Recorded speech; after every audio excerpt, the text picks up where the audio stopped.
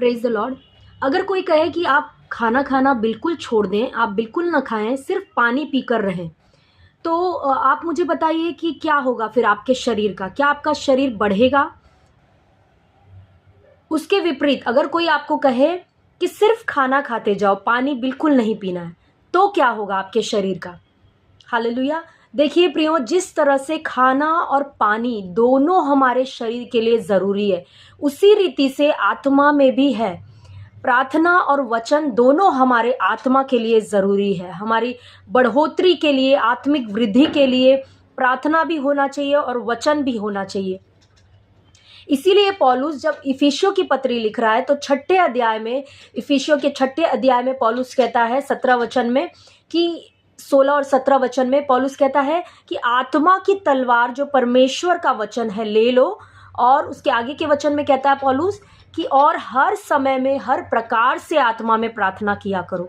पौलुस दो चीज़ों को लास्ट में बताता है।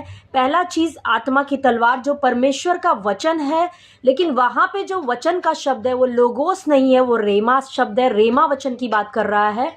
और हर समय और हर प्रकार आत्मा में प्रार्थना करना कह रहा है, मतलब अन्य भाषा में प्रार्थना करना।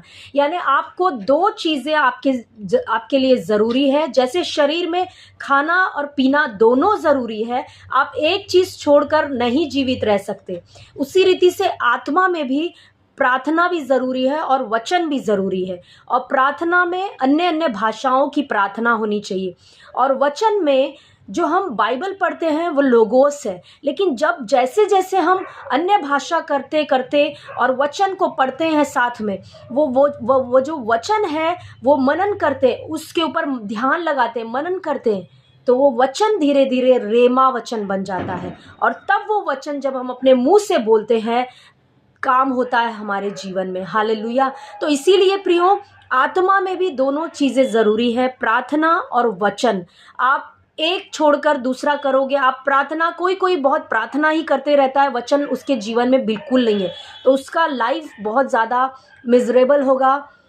अगर कोई कोई सिर्फ वचन पढ़ते रहता है, प्रार्थना नहीं कर रहा है, वो भी सही नहीं है। दोनों का बैलेंस होना आपकी लाइफ में बहुत ज़रूरी है। इसीलिए जो विश्वासी ज़्यादातर प्रार्थना पे ध्यान देते हैं, वचन बिल्कुल नहीं है उनके जीवन में, उनके माइंड पे हमेशा शैतान का अटैक होता है और वो सोचते हैं कि ये क्यों हो रहा है, वो क्यों हो रहा है, परमेश्वर क्यों कुछ नहीं कर रहा है, क्योंकि उनके माइंड पे अटैक होता है।